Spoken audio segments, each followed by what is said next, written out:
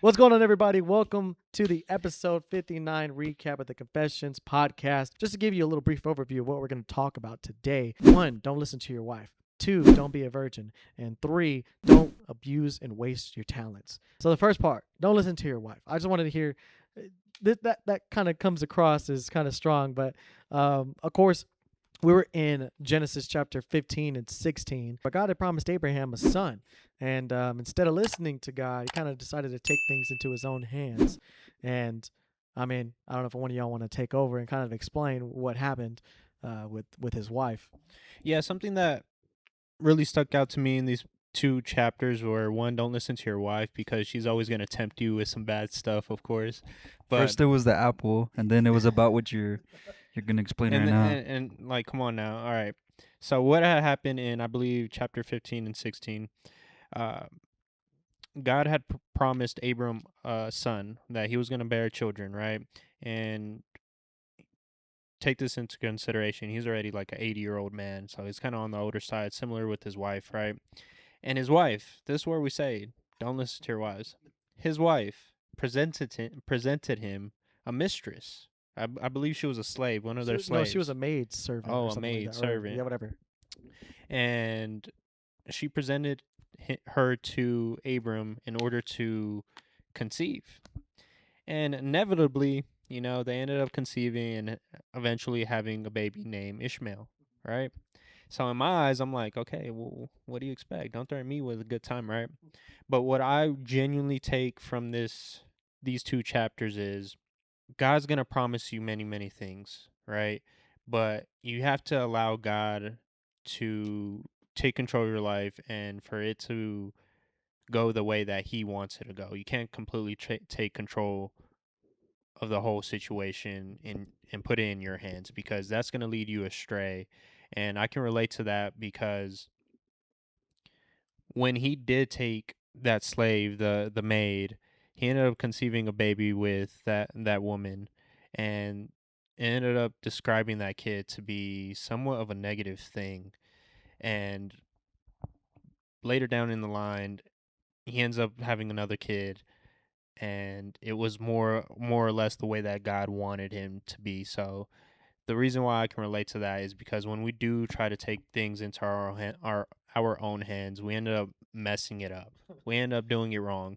And this isn't the first time that Abram has done this. We can look back into a further chapter that we read in the previous episode where he went and hid his wife by saying that it was his sister, and then just negative outcomes came out of it.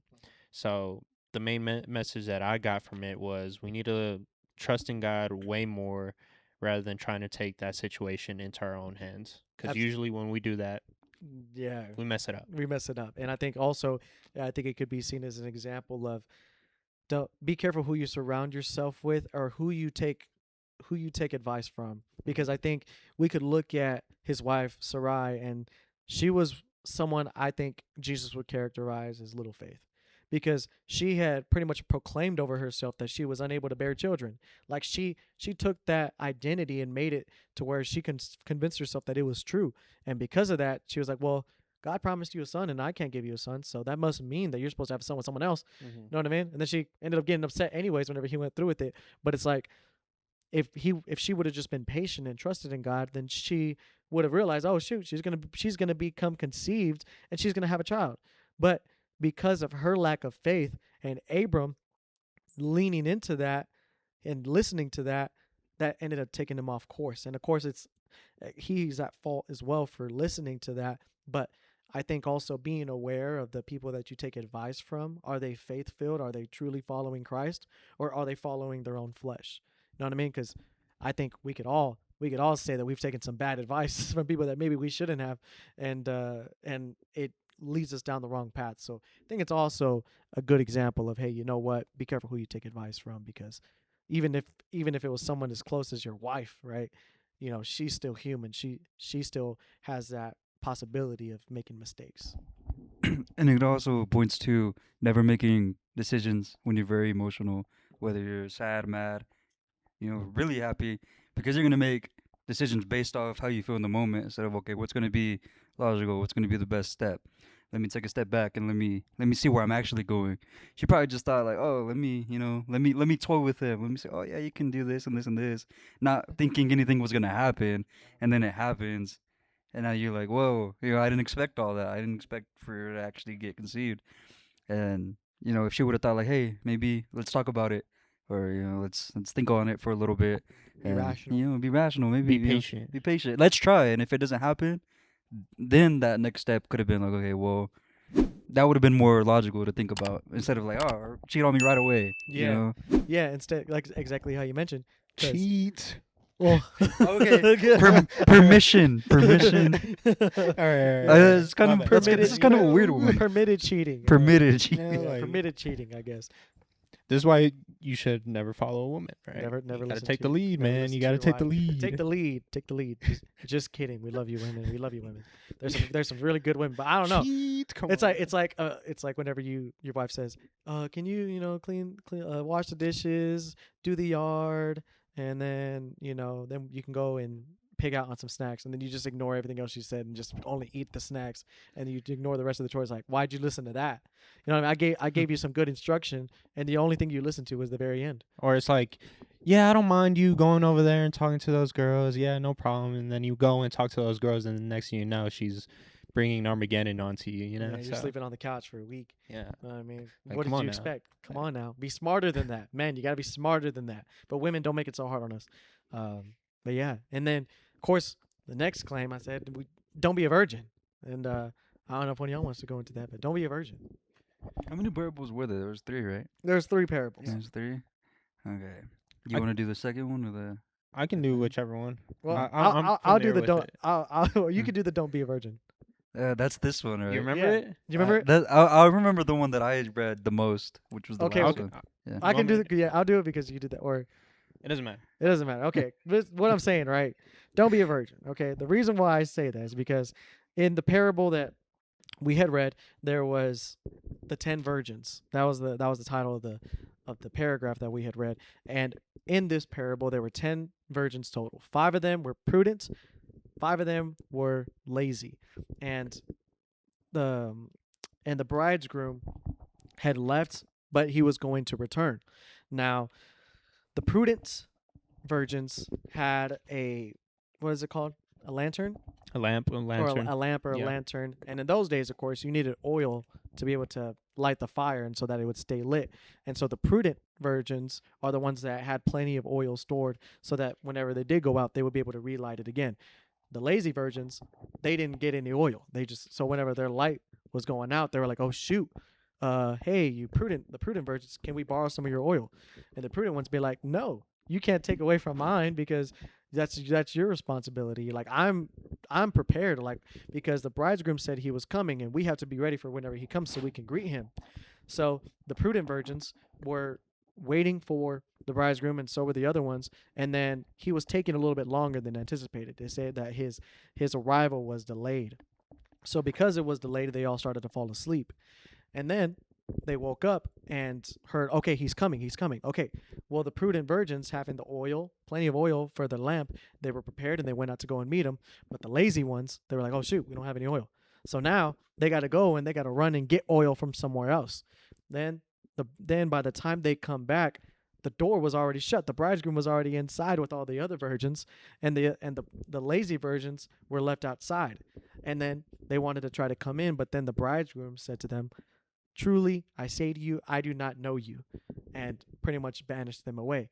And this was a warning Jesus was saying, you do not know the time or the hour. So what he's saying here is, be ready so you don't have to get ready. The lazy virgins are the ones that, they take things lackadaisically.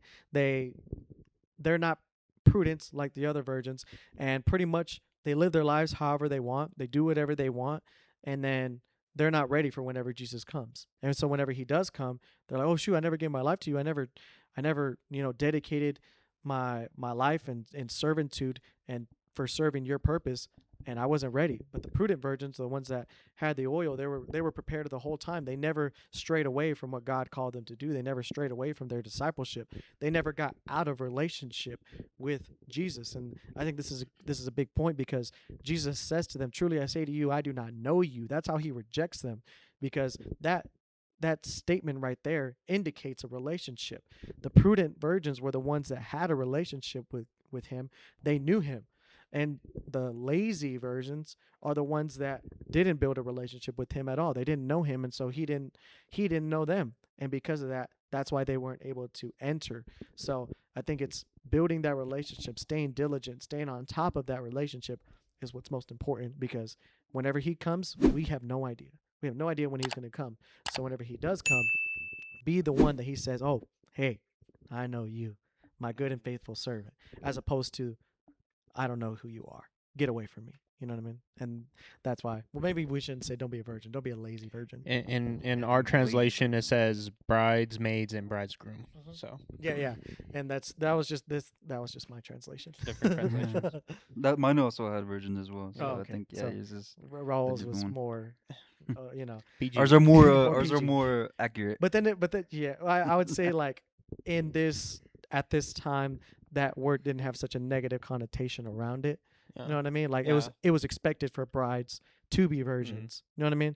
So if you were to see a virgin woman, right, then she would, probably be a bridegroom eventually. Yeah. So I guess that's why. Oh, in this time, it's like, oh my gosh, you're a virgin. That's crazy. Yeah. Yeah, that's, They're rare now. Back then, they're like, oh, another Yeah. virgin. Uh-huh. That's Yeah. funny. So in the next parable in Matthew chapter 25, right? Mhm. There's this master and his 3 slaves. So the master goes to one of the slaves and gives him 5 talents. And I guess talents, we can describe it as money, Yeah, cash, currency, whatever it may be, right? Talents.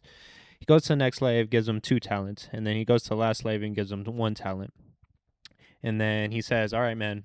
All right, slaves. I'll be back. I'll see you guys in a bit." So the first slave with the 5 talents, he goes out and he's able to double those talents. He's able to turn 5 talents into 10 talents. And then the next slave, the one with the 2 talents, is able to go and double that as well. He goes and turns 2 talents into 4 talents. Then the last slave, the one with the 1 talent, he's more reserved. He's more timid, and he's like, "Man, you know what? Let me go ahead and just bury my talent, and I'm gonna just wait till the master comes back, and I'm just let it sit there." So finally, the master comes back, and he goes to each one of the slaves, and he first starts off with the slave with the 5 talents. He asks, "Hey, did you give me my? Do you have those 5 talents?" And the slave comes back to him and says, "Yes, master. I was able to get you 5 talents and 5 more talents." And the master says, "Man, you're a great slave. I see you as trustworthy, and now I can trust you with very little. Now I can trust you with even more." Then he proceeds to the next slave with the one with the 2 talents, and he asks him, "Hey, where's your talents?" And the slave presents him 4 talents total. He's like, "Look, I was able to double it." And then, similar to the past slave, he goes and tells that slave, "I was able to trust you with so little. Now I can trust you with even more." And finally, he goes to the last slave and he asks, "Hey, where's your talent?" And that last slave presents him that 1 talent that he gave him. He's like, I was, wanting to be conservative. I was wanting to save it. I knew you were going to come back one day, and, I buried it, and here it is." And the master basically banished him and said, "Be gone from me. You're unworthy. You're useless. What was the point in me giving you that talent?" And I think the main message from it all is that God gives us talents. He gives us abilities to be able to go out and share to the world. And I think Derek in the episode was able to use the analogy of disciples. It's like, for example, God giving us 5 disciples and bringing, instead of just 5 disciples, we're able to bring 10 disciples now to God, so we're able to share his word, share his light. Unlike the one with the 1 talent where he just was conservative and hid it, He wasn't able to share it at all. He just buried it and he basically let it go to waste. So how I like to perceive it is, don't let your talent go to waste. And it doesn't matter if he gives you 5 talents or he just gives you 1 talent. Use what you're given, use what you're blessed, and be able to share your light with the world. Absolutely, and I think the great lesson to add on to that is like it doesn't matter how much or little he gives you, as soon as you're able to prove that you can do great things with that, then he'll trust you with more. It's not like, okay, here's my 5, good job, you're done. No, it's like now, all right, now time to give you more. Now maybe instead of 5, now I'm going to give you 10 or 20, and so the responsibility continues to stack up. And I think that's the core of the message. Like I gave you a job, I gave you a responsibility to use this, and to the one that didn't, it's like, what the heck? Why did I give it to you for? He actually says that if you would have put it in a bank, at least I would have gained interest on it, right? It's like now he has to trust it to someone else. So he gives that 1 talent, he gives it to the one that had made 5 more talents. He's, I'm gonna give it to him because he proved that I can trust him and that he's actually gonna go use the talent that I gave him. And so yeah, it's a very powerful parable.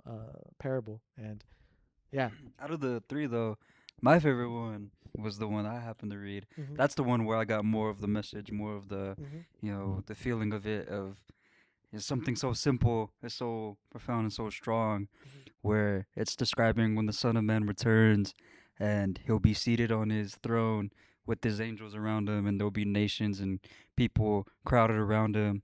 And the first thing he's going to do is split them up, Mm-hmm. right? Sheep and goats, just as a shepherd does, right? And he's going to tell the sheep, well done, my good and faithful servants. You're going to inherit the kingdom of heaven, right? And they receive this good news, and they're kind of questioning it. Well, we when did we do this? We never did anything. We never did any things that you're telling us we did. And then he goes, well, these things that you did, such as visiting me in prison, right, taking care of me when I'm sick, giving me food when I have nothing to eat, giving me water when I have nothing to drink, giving me a place to stay when I'm a stranger. All of those things, if you did it to the lesser of all my brothers, the least one, the very bottom of the barrel, if you do it for him, you did it to me. And when I read that, I was like, man, that's very powerful, because you're over here, there's no hierarchy, there's no social construct. We're all the same. We're all on the same level playing field. And and even God Himself puts Himself with us. Like, hey, y'all look at me as the Almighty King, and I am, but I humble myself to be with y'all, just as I want y'all to do for my brothers and sisters and your neighbors, right? And then He goes to the other side, which are the goats, I believe, where He tells them, depart from me, go into the eternal depths of hell. I don't know you. And they're the same way. They're like, well, what did we do? We didn't even did anything. He's like, exactly. You didn't do anything for the lesser of my brothers, so therefore you treated them. You treated me the same way you treated them, and that just says, hey, like He's always watching. He's always watching. We got to do what's right all the time. Stay locked in, because, as soon as we slip up, and this is a very common example that I see. It could be as someone as like homeless people or drug addicted people that are on the streets. The first ones that are quick to lock their door, or to turn around and walk the other way, or to say no when they ask for something, are most often the people that claim that have a strong relationship with God. Whereas, sometimes you see the guy with the tattoos, the piercings, the colored hair, he's muscular, riding leather from riding a bike. He's gonna be the first one to, hey, I got you. I'll give you something to eat. I'll take care of you. I'll let you in, right? So that I really like it, because he's eliminating all the differences that we have, that we put on ourselves as people. Like, oh, you're different because you like this and I don't, or you do this and I don't, and I do this and this and you don't. He's like, no, we're all the same. If you treat the one that you should like the least because they're way different than you, if you treat them the best, then you're treating me like that. And that's a constant reminder of, hey, like, even though you don't want to do it, He's watching. And that's something I'm gonna have to constantly remind myself. Yeah, no, that's good. And then I think the only thing I think it's switched. I think the sheep are the ones that get banished, and the goats are the ones that get praised. Okay. Because I think Had it flipped. the way that it goes is like the sheep are the ones that are lost. They're the ones that need a shepherd, right? Because they go their own way, and it's like he's called himself the shepherd and we're the sheep because we're lost without him, right? So if you're one of the sheep and you're not a shepherd, then you're one of the lost ones and you're not helping anybody out, right? And the goats, of course, they're the ones that are more dignified, like, oh yeah, the goats are the good ones, right? That's the goat. So yeah, I guess you could say I guess you could say it like that. But I think you hit it right on the nail, man. It's incredibly powerful how Jesus humbles himself to say that the lesser of these, the way you treat him is the way you treat me. Like he sees all of us as his children. You look at the face of the homeless guy, and that's a reflection of me. So however you treat him is how you treat me, right? And I think that's crazy. That's crazy to I think think a about. lot more people need to hear that. 'Cause Yeah, that's crazy to hear. It's like I don't even know, like, because I could say it so many times I've done that, right? I like just being me and honest. Like I passed by those people who were, homeless and in front of the Circle K or in front of Walmart and whatever, like, oh, let me avoid them, right? But Jesus is literally calling us out and saying, hey, that person is me. How would you know? And then, of course, we're around the people who are maybe they look nice, they're dressed up, maybe they smell good or whatever, and we want to be nice to them. But it's like you want to be nice to them, but not this person. This is the lost sheep that I'm telling you to be a shepherd, right? And so it's very powerful, as you said. Like it's something that we all need to hear. But wow, is there anything else that y'all like to point? I think that covers most of what the episode was. Um, yeah, I think that covers it. Yeah, I think overall these three parables is just being able to bring unity between everyone and taking leadership, where whether you're a bridesmaid or a virgin or the one with the 5 talents and you're able to double it, or whether you're the goats, just being able to lead uh, the sheep that are lost, or even the one that's a little bit more shy and reserved and trying to bury his talents, or the foolish bridesmaids, like bringing them to the light and, hey, no, you definitely should get some oil, So I think being able to take leadership and bring bring more people to the Word of God and allow them to grow in their faith as well. I think that's a good message that we can take from all parables. Yeah, absolutely, and understanding that it's never been about you. It's always been about the lost sheep, and we're just tools. Like we're just tools. We're just vessels that God uses to reach those lost people. Because as we just mentioned, like He sees all of us as His children. All of us is equal. None of us are better than the other. None of us is worthy, right? So we all need Christ, and so by taking responsibility and taking accountability in the fact that we have this calling over our lives and honoring it is what's going to lead us to being honored whenever we reach the gates of heaven. But it's the same on the flip side. If you ignore it, if you're the type of person that says, you know what, I'm going to do my own thing, forget everyone else, then guess what? God's going to say the exact same thing to you. Hey, forget you. I don't know you. So you don't get to enter the gates of heaven. You get to go to the place of weeping and gnashing of teeth. And so very powerful This is stuff. a good one. Yeah, that was a good one. So, hey, if you tuned into this episode of the Confessions 59 recap, then hope you enjoyed it.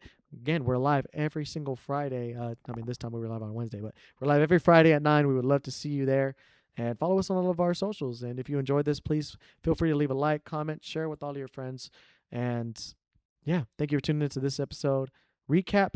We'll catch you on the next one very soon.